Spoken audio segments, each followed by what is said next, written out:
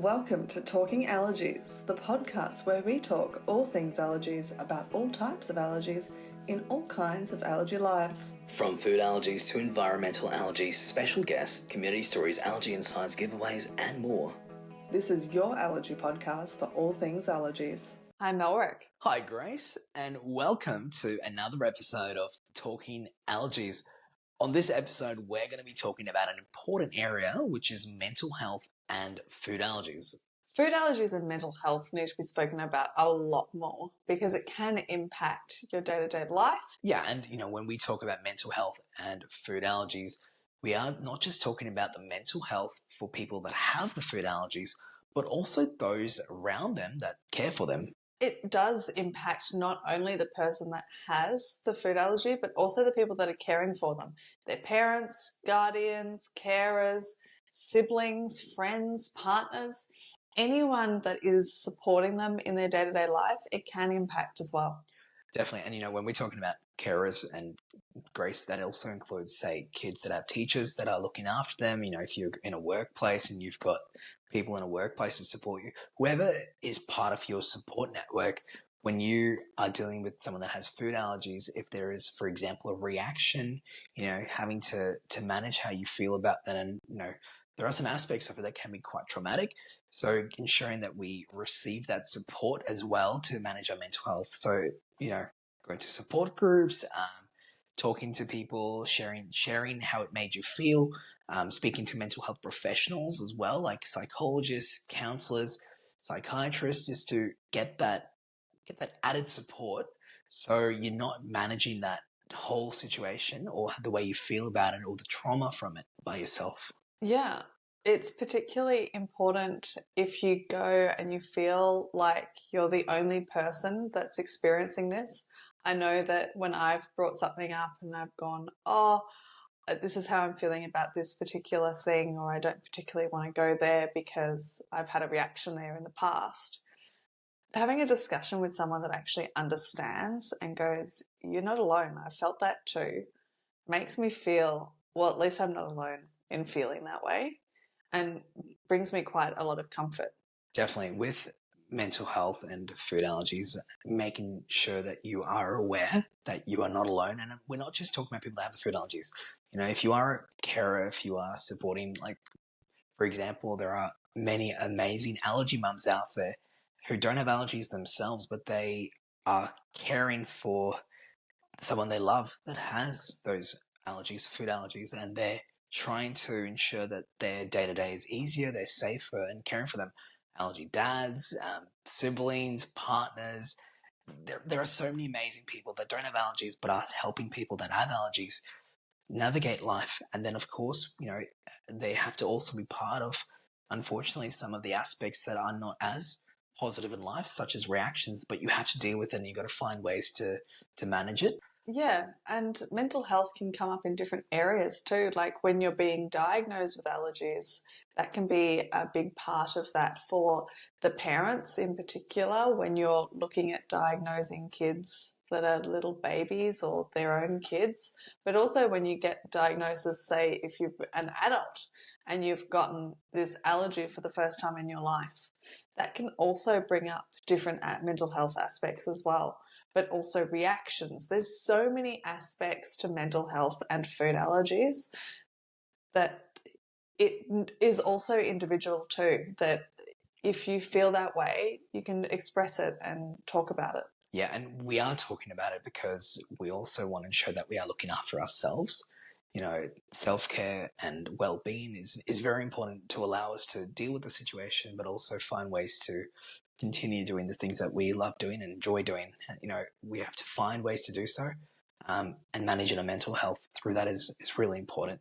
And one of those aspects to support us and helping us do more, it can also be the community themselves.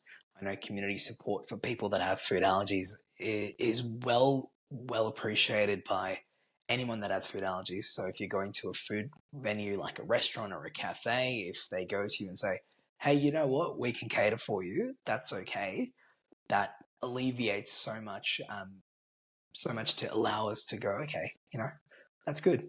now we can eat here safely and we can do what we wanted to do here, which was to just catch up with friends or family. We're not, instead of having to think about the other aspects of dealing with food allergies, which is the reactions and the risks that we have to deal with.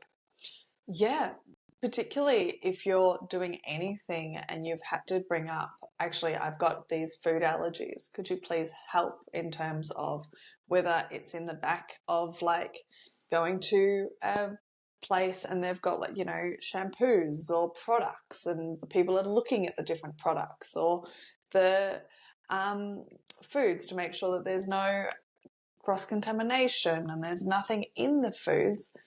Anyone that actually understands this is a food allergy, it's serious, and I will do my best to help them, is so amazing and actually makes life so much better that I don't think they even understand how much it's appreciated. Definitely. I have a nice story to actually share on that, Grace. And Yeah. I've got a friend who has an allergy to wheat, and we were having a gathering. So I was buying some drinks for the gathering. Yes, the drinks were for 18 plus, so off the alcoholic beverage variety. And I called up a place to make an order to get it across. And the person on the other side, because I asked them, I'm like, oh, we've got some wheat allergies. Can we? So what can we sort of get? Because we want to be looking at things like beers and so forth. And they actually gave me a list of some options that were wheat free. I never asked them for it. I merely mentioned it and sort of passing on the call.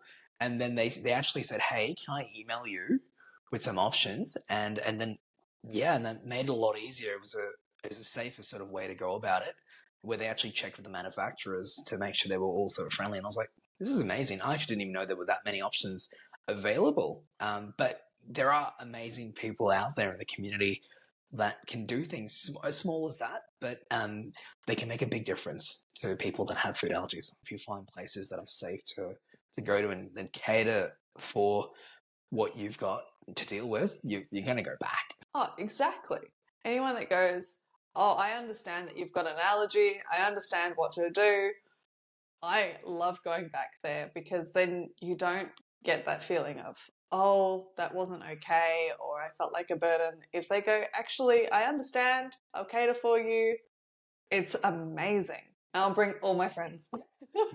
If there's any places, or it doesn't matter whether you are a place that offers food or beverages or whatever, whatever type of venue you are, if you want to try it out, just start asking people, do you have any allergies? Do you have any dietary requirements?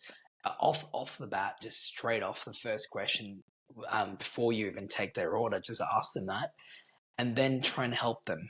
Try and find some ways that they can be there safer. And even if that's a person that's trying to help a friend out, like I was just calling up to help a mate out. If it's just as simple as that, someone's inquiring on behalf of someone, ask the question and then try and find a way to help them out. And it's also very empowering too, that if you don't have to bring it up in the first place, if someone asks you and says, do you have allergies? It makes that conversation easier to have as well. And also it's a great way of understanding how you can go out and enjoy life and go to the restaurants if they do cater. Yeah. The more support we can get out there from people that don't have food allergies, but they may be in a situation where they can reduce the risks for people that have food allergies, or the people that are looking out for others that have food allergies, the better. And the other side of it as well is take the request seriously. I know sometimes that maybe people may think that it might be a preference that someone doesn't want to eat an allergen. Food allergies are not a preference. Food allergies are serious. Food allergies are not meant to be taken as anything but serious. So if someone says, I can't eat something, I've got a food allergy, please support them. The last thing anybody with a food allergy wants to do is put themselves in a risky situation. And that includes someone that's caring for someone. If someone is calling up on behalf of someone and they can't eat that, they've got a food allergy to it, take them seriously, please. It is very serious when you're talking about food allergies, because it can make a big difference in someone's life whether you actually do cater and take that time or whether you don't take it seriously. It's such a big impact that it could be the difference between whether they stay at that restaurant or whether they have to go to hospital. Yeah. And look, on the other side as well of that is if you are unable to cater, if, someone asks you and says, hey, can I eat this? These are my allergies. And if you're not able to cater for them, let them know. Don't guess. Just don't guess, just be honest, be upfront. The person that has those food allergies, it may not be the answer they want to hear, but it's the answer they need to hear because it alleviates risks. It helps them with their mental health. Of course, same deal with people that are looking out for those people. They're ensuring that they're not putting that person they care for in a risky situation. So if you do not cater or you're unable to cater for those food allergies, just say so.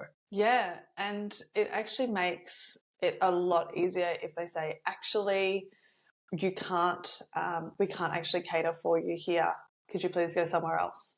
There was an occasion the other night where they were frying everything in prawns, and I'm an anaphylactic to shellfish. And they said, actually, we can't cater for you because we're too afraid of the risk, and this is how we prepare the food.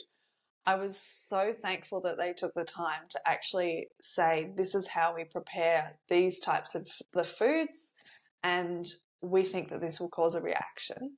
And thankfully they did, because for me, that would cause a reaction. So I'm glad that they had that conversation and said, actually, we can't cater to you or for you. I was so much more thankful that I got home at the end of the night and ate some food that I knew was safe, but I was very thankful that they had that conversation. Yeah, definitely. So we appreciate it either way, whether you can cater for us or not. It's the communication to let us know that matters, because communication is everything. So speaking up for advocating for yourself, advocating for other people that have food allergies that you're caring for, but also, of course, being a venue, communicating whether you can cater safely or you can't. With everyone supporting people with food allergies or supporting people with allergies, it makes life so much better, and that we're able to do things as well. And we spoke about this just before, is that we reach out for that support when we need it. So whether you have food allergies yourself or you care for someone that has food allergies, to help and support your mental health, dealing with the different situations with food allergies, you can go to things like support groups, but of course reach out to mental health professionals like counsellors, psychologists and so forth, just to get that added professional support to help you deal through situations. Talking about mental health and professional support, on this episode we have a special guest on who is a food allergy counsellor. Yes, I interviewed Simone, who is an allergy mum, counsellor, author and nurse. And she supports people that have food allergies with their mental health.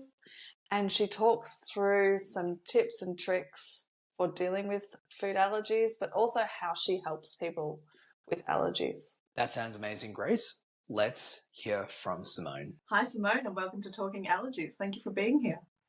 Thank you for having me, Grace. Simone, could you give us a little bit of a synopsis about you and what you do for the allergy community? I am a counsellor and I work in the mental health space relating to allergies and the mental health relating to that. Or I'm also a registered nurse of more than 30 years, and I was a neuro nurse, so that's brains and backs. And so that gave me the love of the mind. And then I went on further to study psychology and counselling to marriage the two. So I do kind of health anxiety or mental health, chronic conditions, things like that, and especially allergies or life-threatening conditions really, or chronic conditions. Did the passion in the space of allergies come from anywhere in particular?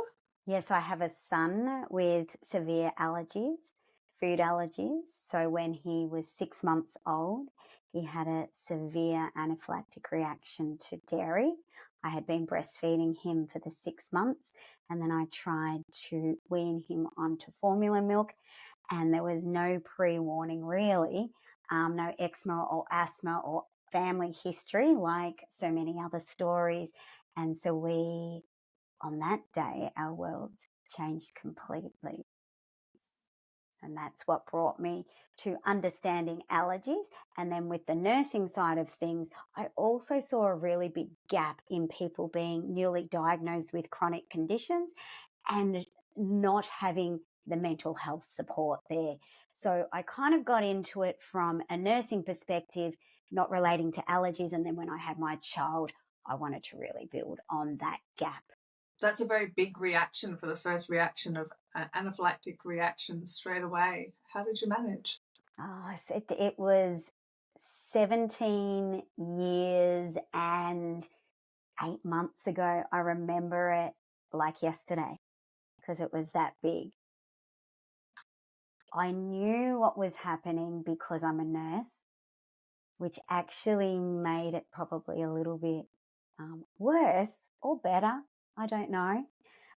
Because I knew how quickly I needed to access support. But because we had no family history, we had actually just moved to a new country, Switzerland. I didn't even have the emergency number in my mind. So I was really grateful that my parents from Australia happened to be there to look after my 16-month-old older son. And I literally was washing him down in water, trying to get some of the dairy out of his mouth. I was trying to breastfeed him to flush out some of it, to dilute some of it. But I had no emergency medicine with me at the time. And there was a clinic 300 metres down the road. It's really the only reason we are so blessed to have him still with us, because it was, as you say, it was an extremely severe reaction for his first.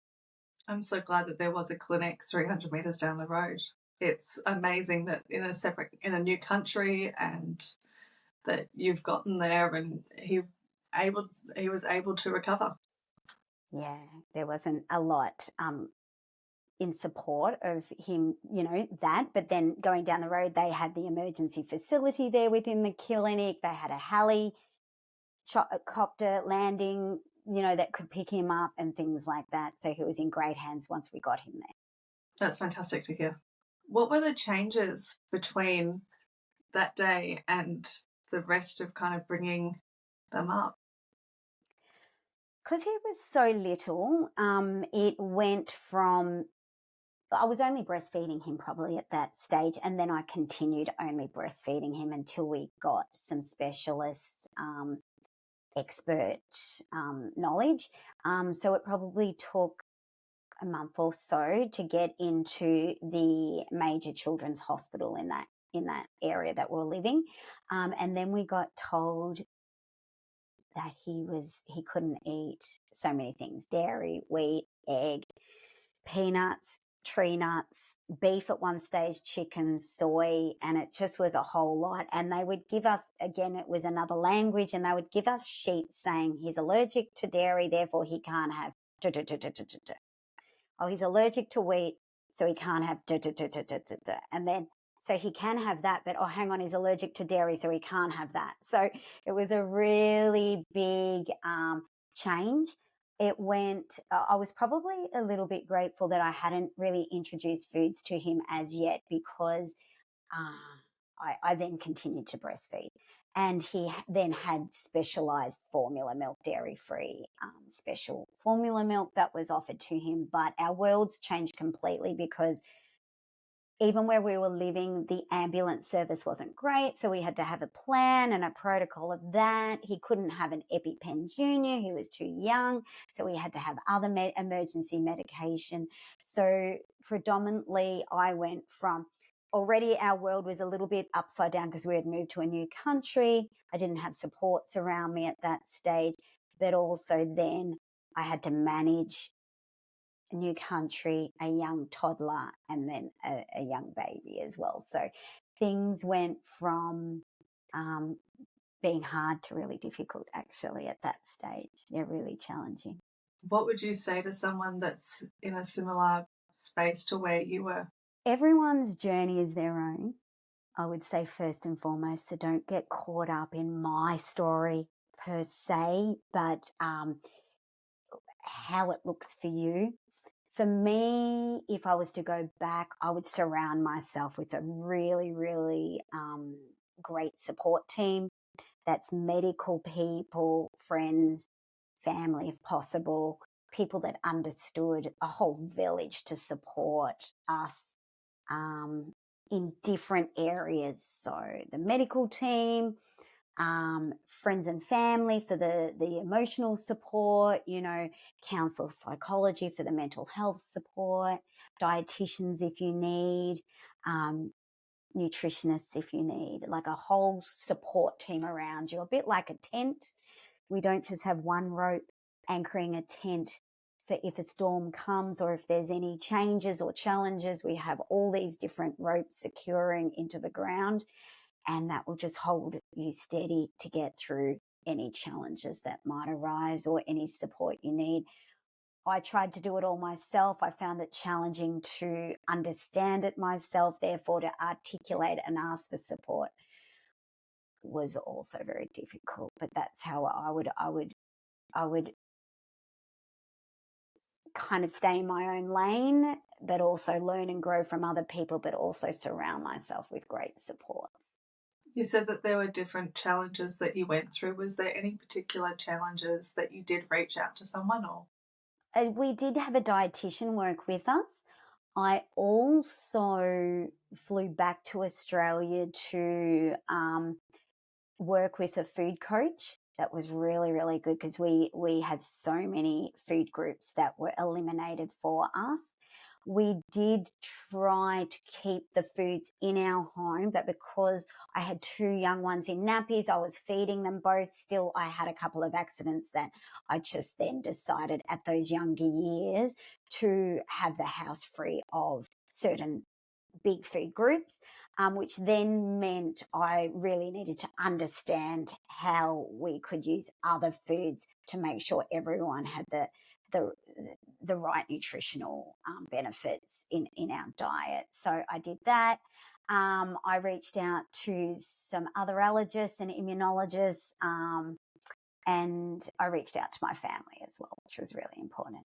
That is really important. After we had a couple of anaphylactic reactions, I also brought a mental health professional into our lives as well for trauma recovery and things like that for myself and my oldest son, who we were the 2 that happened to be there for each of the reactions. So that also was really important in trauma recovery and rebuilding trust, confidence and things like that. So, yeah. As someone that experiences trauma in those situations, is that normal for someone? Yes, it is quite normal, actually. We see it quite often, and trauma is accumulative, and we don't have to have the same trauma repeat itself.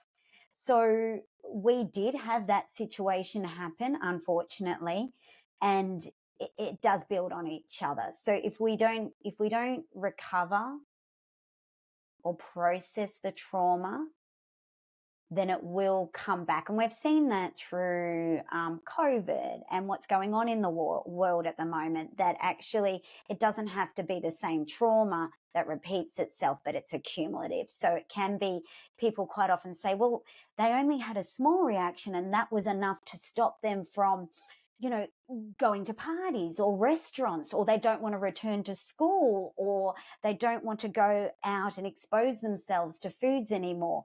But this was so small compared to some of their other reactions.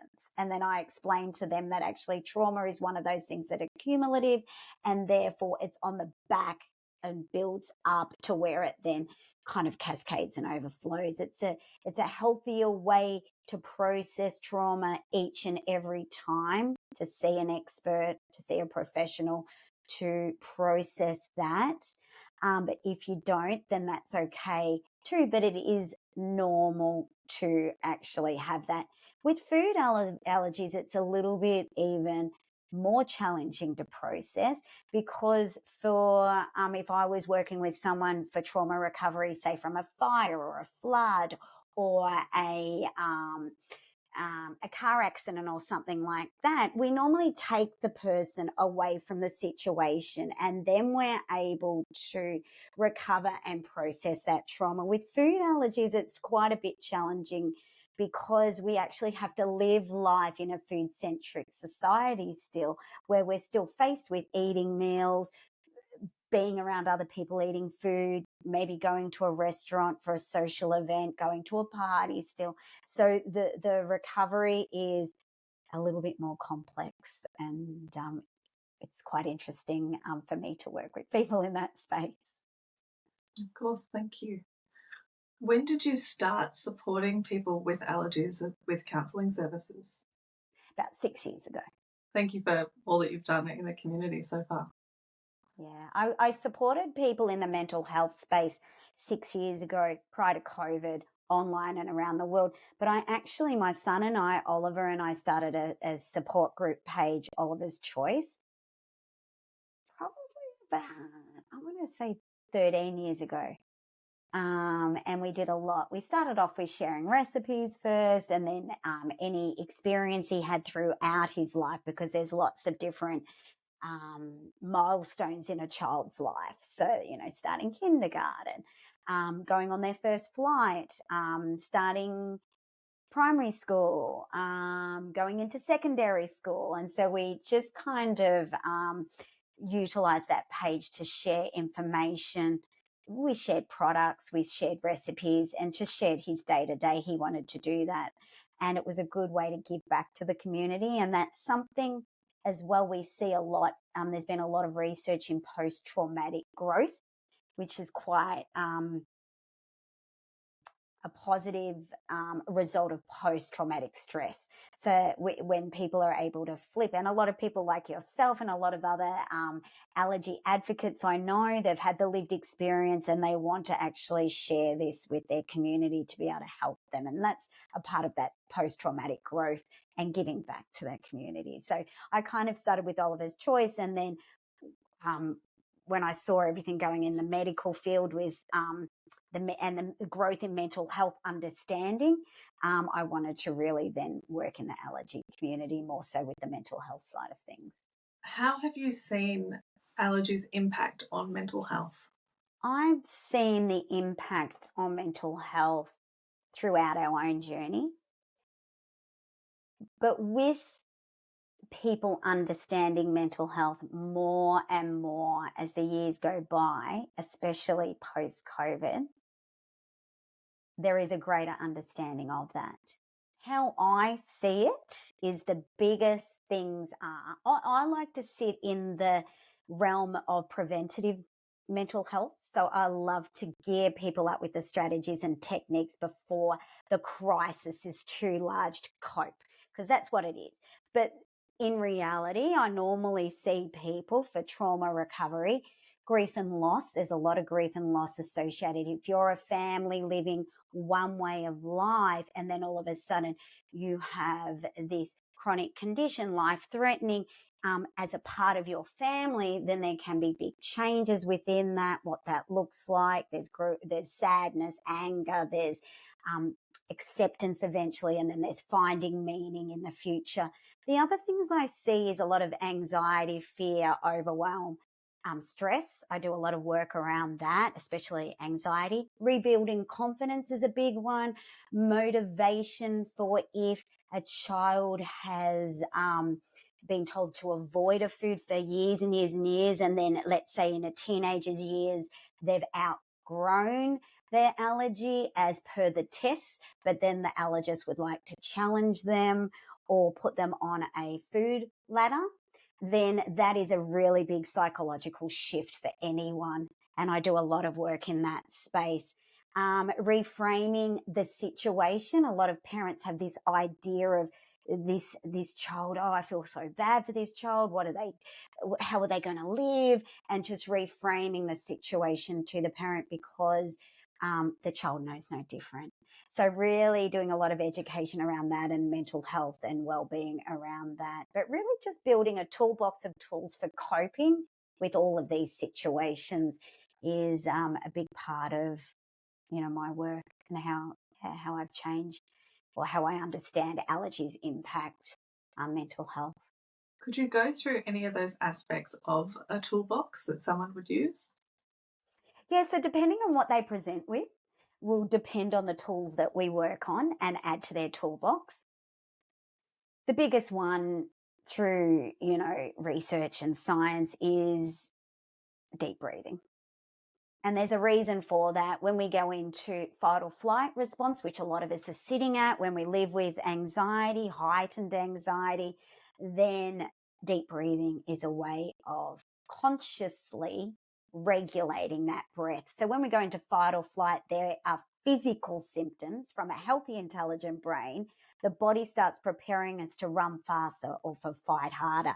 And then it physically has changes like adrenaline, heart racing, short, shallow breaths to actually allow for the oxygen and blood to go to our arms and legs rather than to our mind because we want to fight harder. So those symptoms, the vagus nerve connected to the back of our brain down our spinal cord to our gut is responsible from going from relaxed state to fight or flight state back to relaxed state. So if we can manually turn it back off when we know the situation is safe and we're only feeling like this because of a perception of something that might happen, anxiety is high, then that's the number one tool.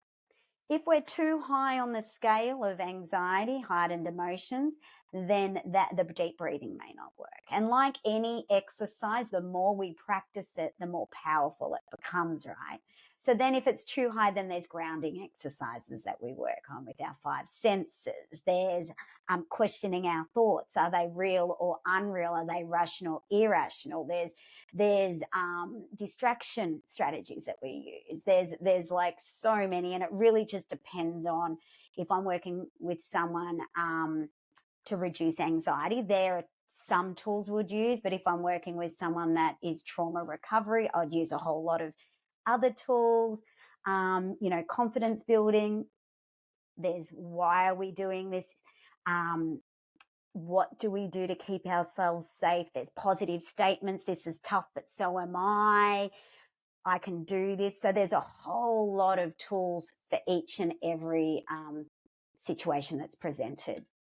I always say that the mind, what I work with are thoughts, feelings, and behaviours, outcomes, actions. So anything relating to those three things is something I can help and support with. So it was a great understanding of the toolbox, and depending on what the person is experiencing, that they need different things, like the tent that you were talking about before. Yeah, I like to actually, that's a really good, the way I use a toolbox is I give the analogy, and I like to use a lot of analogies because they kind of resonate with people and there's a greater understanding. But it's like if I was a tradie that went to a job, let's say an electrician. I don't know what I'm actually going to be doing once I'm there, but I've got my toolbox of tools. I might need to use a screwdriver, but if the screwdriver doesn't work, I don't panic. I go into my toolbox and find another tool that will work. And if we feel our mind is in control of us and we're not in control of our mind, then we panic.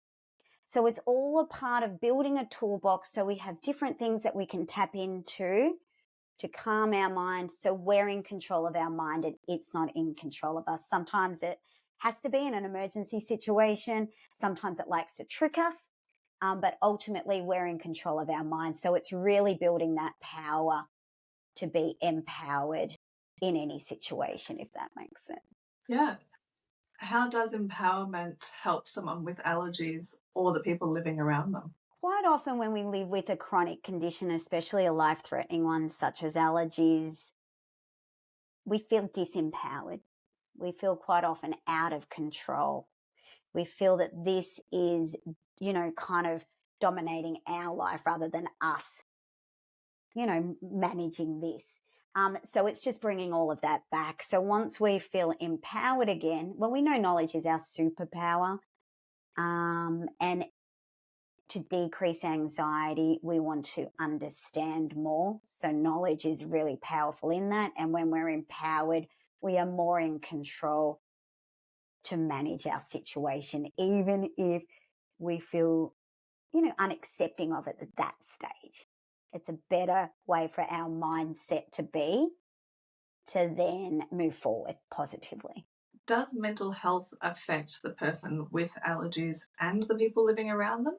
Look, that's a very individual question, and it's very individual. So, but generally, yes. As a general response, yes, it does. For our situation, it affected probably me first and foremost as a primary caregiver. My child knew no different when they were young.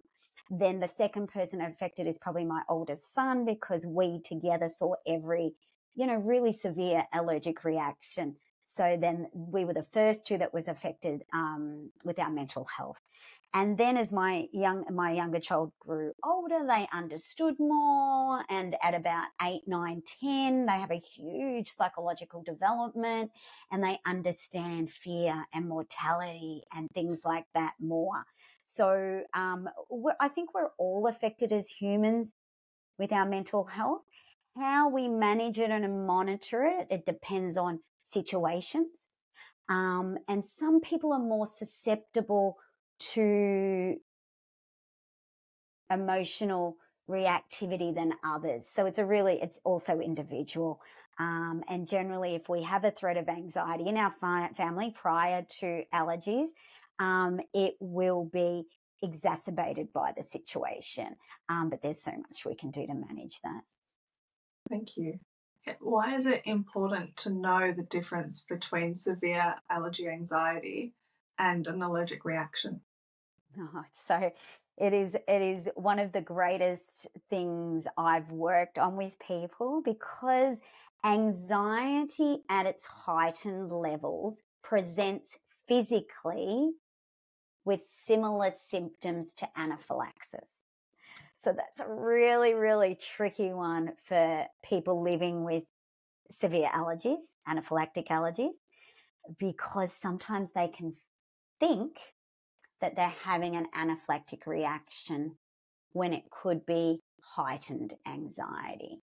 Once we understand ourselves through self-awareness, once we have an understanding of what anxiety is, because quite often people don't understand what anxiety is, heightened anxiety, then the person is able to differentiate between the two. But as I was saying earlier, heightened anxiety, the mind doesn't care if it's rational, irrational, real or unreal. It will start preparing for fight or flight. It's an amazing, intelligent brain doing what it needs to do to protect us, but it's up to us to work out if it's real or unreal. So if we understand that if my throat, because then when the body flushes with adrenaline and other hormones and the heart's racing, we can feel quite hot. We can feel stomach aches because our digestive system shuts right off. We can actually feel like we need to vomit. We can have diarrhea depending on the severity. We can feel like we're having an elephant sitting on our chest, which sometimes can be identified as not being able to breathe. Sometimes we get a dry throat, scratchy throat, tight throat, we can feel dizzy. And these are all similar, symptoms of an anaphylactic reaction, depending on how we respond in an anaphylactic reaction. So it's really important that outside of the food times, we understand what our anxiety looks like, how it presents in us individually, to be able to do that mind work that I work on with people. Another tool is questioning our thoughts, finding the evidence for those thoughts. Well, hang on, I'm eating my lunch at school around other kids that are eating foods that I'm allergic to, but I know my lunchbox is from home. I know that I packed that with my mum or dad. I know that all the ingredients in there are safe. So I'm safe. So then I can do the deep breathing. I can relax myself to see if those symptoms go away. or they continue to escalate and get worse. So it's doing the work outside of food times to then know ourselves and know our body and know what our body does with anxiety. So that's the really importance in understanding anxiety, therefore to be able to differentiate between anxiety and anaphylaxis. I hope that's answered your question. It did. Thank you so much. It's really important to understand how you're going as well. When should someone with food allergies see a counsellor? Look, that's really individual. I'm in the profession, in the medical profession and in the mental health profession. I am a big believer of prevention, right? So I would prefer to see someone before they have a reaction or before they go for a food challenge, when they're first diagnosed and it feels all so overwhelming. If we've built a relationship and trust and rapport prior to that, the work is easier. It's smoother. I kind of liken it to if I was to see a dentist. I don't really like dentists. So if I have a relationship with a dentist prior to getting a toothache, I'm going to feel more comfortable in ringing them and saying, oh, I have a really bad tooth. My anxiety is up a little bit, but I would feel more comfortable in going to see them. It's the same with a mental health professional. If a parent is thinking about their child, bringing a child to see me, I always say, let's just meet so we can build a relationship, because it makes it easier for that. And we'll be adding tools to the toolbox regardless if they need them or not. These are life tools for each and every one of us. They will be utilized forever, young or older. And it's not going to hurt. We might have 1 or 2 sessions. But when should someone come and see me? Well, the key times I see people, if I can answer the question backwards, is newly diagnosed and a big change in the family. When they're tweens or teens, so going through a big change in their life psychologically and in their own environment, where they'll be managing things a little bit more on their own, later years in the primary school, going into secondary school, going out by themselves. If they've had an anaphylactic reaction, so recovery from that traumatic experience, if they've regressed in what they're eating, if they're going to have a challenge, if they're going to introduce new foods and they're having difficulties with those, if they're going on a holiday or a big change in, going on an aeroplane, they've never been on an aeroplane, a family, it could be the parents, it could be the child, whoever, going on camp, starting school, all of those are big milestones in any child's life or family's life, but adding severe allergies to them is just an extra layer of strain on our mental health. So yeah, hopefully that answered the question, but it's a tricky one to answer. Definitely understanding those milestones and adding food allergies on top is really, really impactful in someone's life. Yeah.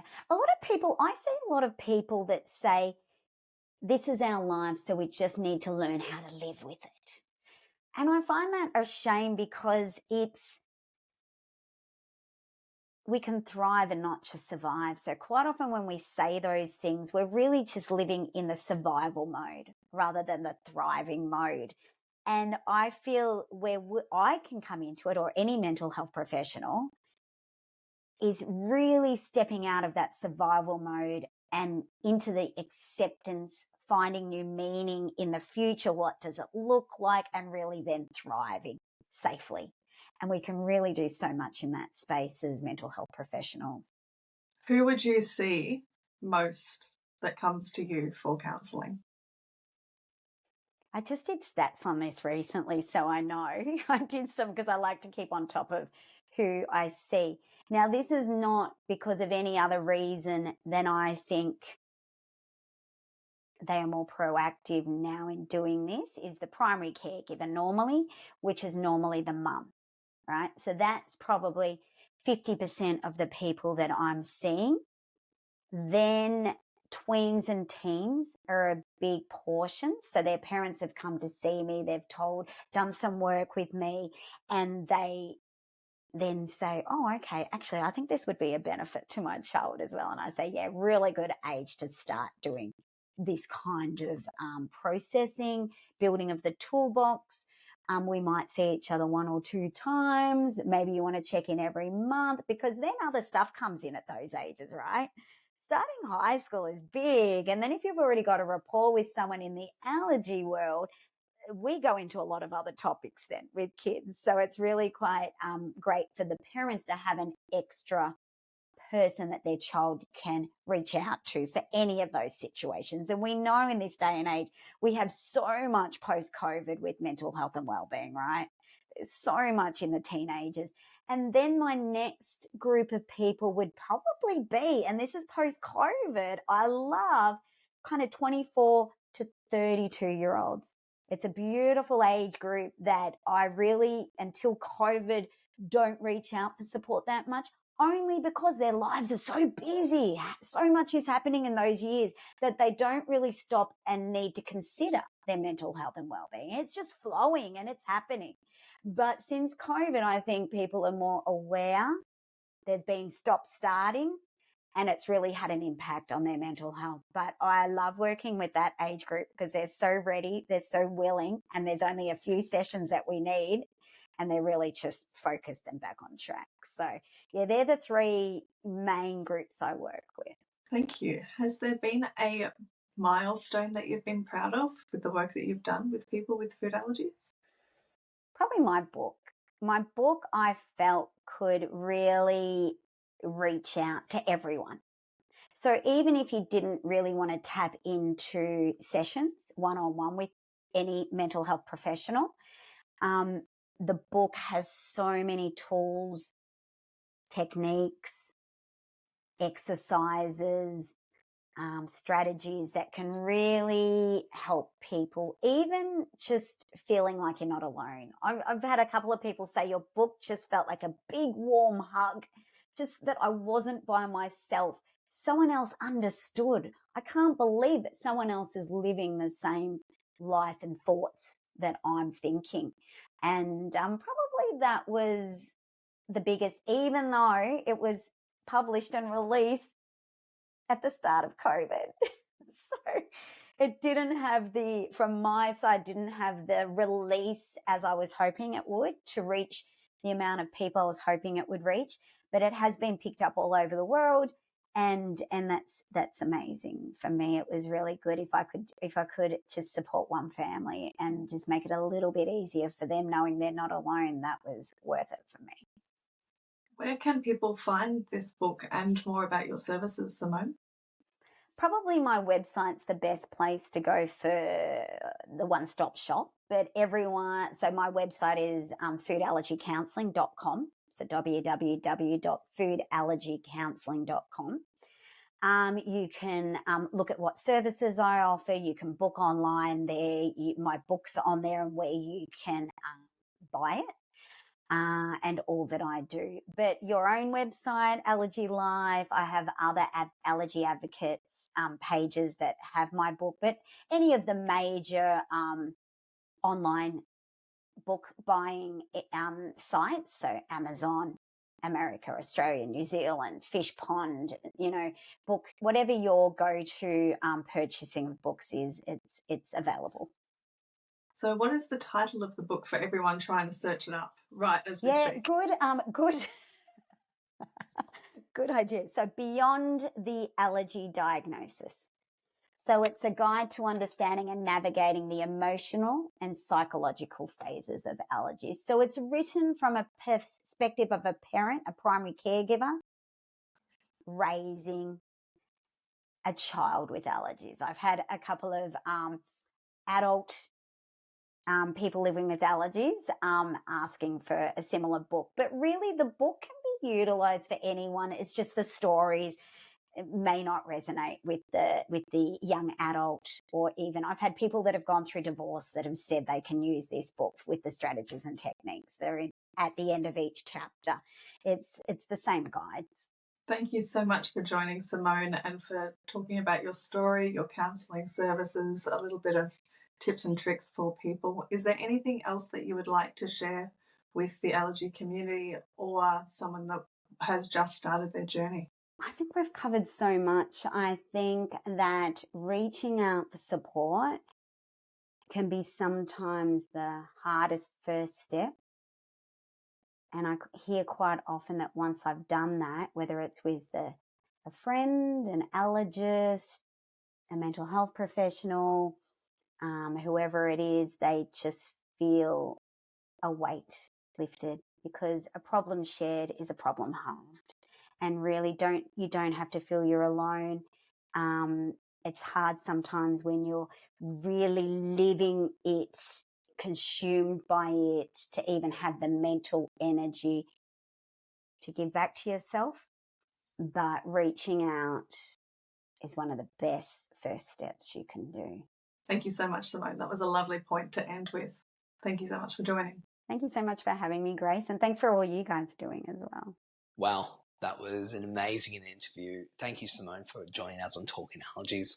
It was really great to hear all about things like the preparation, the empowerment, the toolkits, and of course to hear about your own story as an allergy mum. Thank you, Simone, for being on the podcast. Very much appreciate you sharing your story, but also the support that you provide people with food allergies as well. It's very important. Yes, and for people that want to learn more about Simone and her services, you can visit foodallergycounselling.com, and you can also find out about her book on there, which is Beyond the Allergy Diagnosis.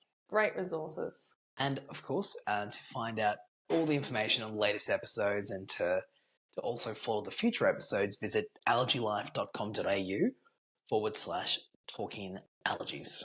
Talking about allergies, Malrick, what's on the next episode? Well, Grace, we will be talking more about allergies on the next episode, of course, but we will be talking about a syndrome when it comes to allergies where there is an overlap between food and pollen. Food and pollen. I look forward to it in the next Talking Allergies episode. The discussions on Talking Allergies are here to support you or your loved one on your journey with allergies. The topics discussed here are not intended as medical instruction or as a substitute for advice by a qualified healthcare provider.